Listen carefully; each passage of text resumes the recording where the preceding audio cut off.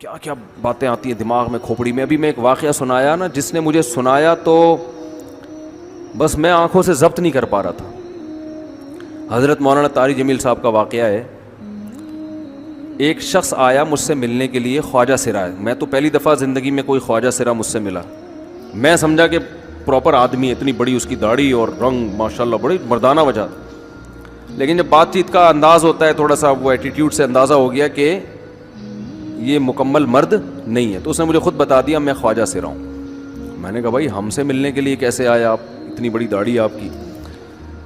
اس نے اپنا جو واقعہ سنایا نا, میں 3 دفعہ وہ واقعہ سناتے ہوئے رویا ہوں. اور جب وہ سنا رہا تھا اس وقت میرے آنکھوں سے آنسو نکل رہے تھے. اس نے یہ ابھی بھی میرا بیان سنتا ہے وہ.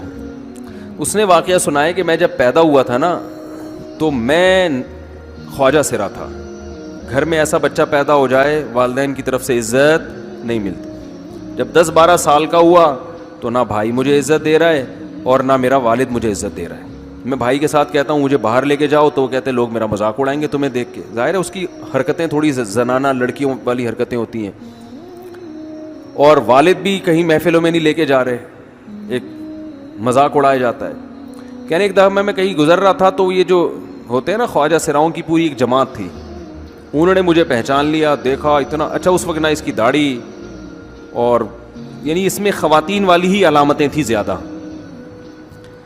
تو انہوں نے مجھے کہہ رہے ہیں اتنی عزت دی, کھانا کھلایا اور اپنے گرو کے پاس لے کر گئے. اور گرو نے کہا کہ تم ہمارے ایجنٹ بن جاؤ, ہم تمہیں پھر اب ڈانس ماس کروائیں گے, آدھے تمہارے آدھے ہمارے, جو بھی اس کا سیٹ. کہہ رہے مجھے پہلی دفعہ کہیں عزت ملی. تو لیکن میرے ابا کو پتہ چل گیا تو ابا نے لا کے طبیعت سے کوٹ دیا, ٹھیک ہے نا, کہ دوبارہ ان میں نہیں بیٹھنا. ٹھیک ہے ہم نے توبہ کر لی, بھائی یہ برے لوگ ہیں, ڈانس ماس اچھی چیز نہیں ہے, ٹھیک ہے. تو اب کیا ہوا, کہتے ہیں کہ پھر جو ہے نا کچھ دنوں میں کہیں کسی سے جھگڑا میرا ہوا کسی بات پہ, تو اس نے انتقام لینے کے لیے شکایت لگا دی ابا کو کہ یہ دوبارہ ان کے پاس گیا. حالانکہ وہ جھوٹی شکایت تھی.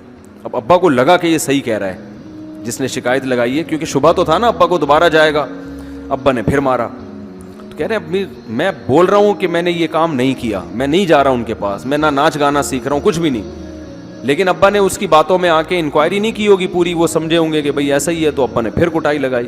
تو اس کے دل میں منفی جذبات پیدا ہو گئے اور یہ گھر سے بھاگ گیا کہ بھئی مجھے ویسے تو عزت نہ یہاں مل رہی ہے اور میں ذلت برداشت بھی کر رہا ہوں, تو بھی کہہ رہے میں وہاں چلا گیا. تو جب میں وہاں گیا ہوں نا خواجہ سراؤں کے ہاں, تو وہی گرو اور ڈانس, اور پھر اس نے مشہور کچھ ایکٹروں کے نام بتائے جن کے ساتھ ہم ڈانس کرتے تھے, اور پیسے آنا شروع ہو گئے, آدھے گرو کی جیب میں آدھے ہماری, اور ہٹو بچوں. لیکن ظاہر ہے یہ کوئی عزت دار راستہ تو نہیں ہے نا.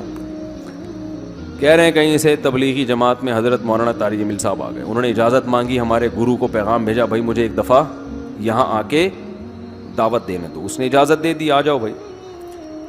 بیان کیا, ان کو سمجھایا بھائی یہ زندگی نہیں ہے, اللہ کی سیروزے کے لیے بہرحال ترغیب دی. کہہ رہے ہیں میں تیار ہو گیا, باقی لوگ تیار نہیں ہوئے, میں تیار ہو گیا. کہہ رہے میں نے گرو سے اجازت لی, اس نے کہا جاؤ لگا لو سیروزہ.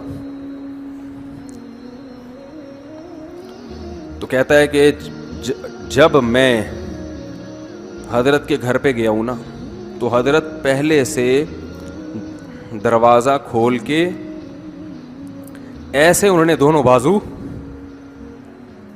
پھیلائے ہوئے تھے استقبال کے لیے, پہلے سے کھڑے ہوئے تھے علماء کے ساتھ. کہتے اتنے مشہور آدمی, اتنی بڑی سیلیبریٹی, اور اتنے بڑے بڑے علماء, ان کی پگڑیاں, ان کے اتنا خوبصورت لباس, جو خود عزت دار لوگ ہیں. کہہ رہے ایسے جو ہے نا میرے استقبال کے لیے دونوں بازو پھیلا کر کھڑے ہوئے, اور ایسے مجھے بیٹا بنا کے نا اپنے سینے سے لگایا کہ تو میرا بیٹا ہے. کہہ رہے خدا کی قسم مجھے زندگی میں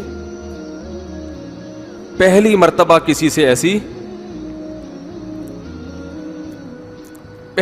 ایسی عزت ملی مجھے کسی سے, اور اس عزت دینے میں مولانا کا کوئی مفاد,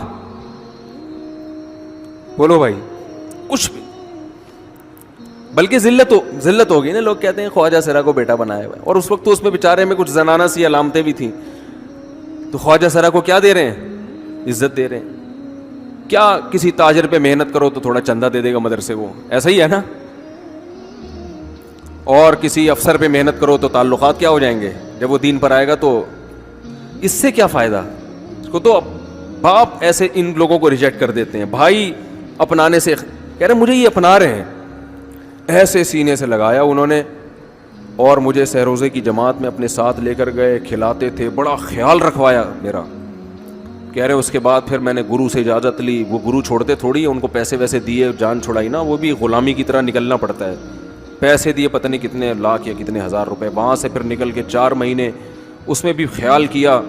تو پھر تبلیغ کے بزرگوں سے ملا, پھر انہوں نے پورا مجھے بتایا کہ بھائی تم یہ علاج کرو تاکہ تمہارے اندر یہ زنانہ علامتیں ختم ہو. تو وہ علاج کر رہا تھا ماشاءاللہ, اس انجیکشن لگے, انجیکشن میں ڈاکٹروں کی بھی مدد کروائی. یہ ایسی این جی او ہے میرے بھائی جس کو کوئی بھی این جی او نہیں کہتا, نہ ان کے کوئی اشتہار آ رہے ہیں. کتنے لاکھوں لوگوں کو اس طرح سے یہ لے کر بھی آئے اور ان کے مسائل بھی حل کیے, مگر نہ کوئی ویڈیو بن رہی ہے, نہ کوئی اشتہار آ رہا ہے. یہ تو اس نے خود مجھے بتا دیا نا, اور اس نے کہا ایسے سینکڑوں لوگوں کے ساتھ ہوا ہے. تو اس کی ماشاءاللہ اب داڑھی نکل گئی. اس نے کہا آہستہ آہستہ میں اللہ سے امید ہے کہ مکمل مرد بن جاؤں گا میں. تو یہ ہے وہ دعوت جس میں آپ کا کوئی مفاد بولو نہیں ہے. تو دعوت کے کام میں جب تک اس درجے کا اخلاص نہیں ہوگا, اس وقت تک آپ کی دعوت میں جان پیدا نہیں ہوگی.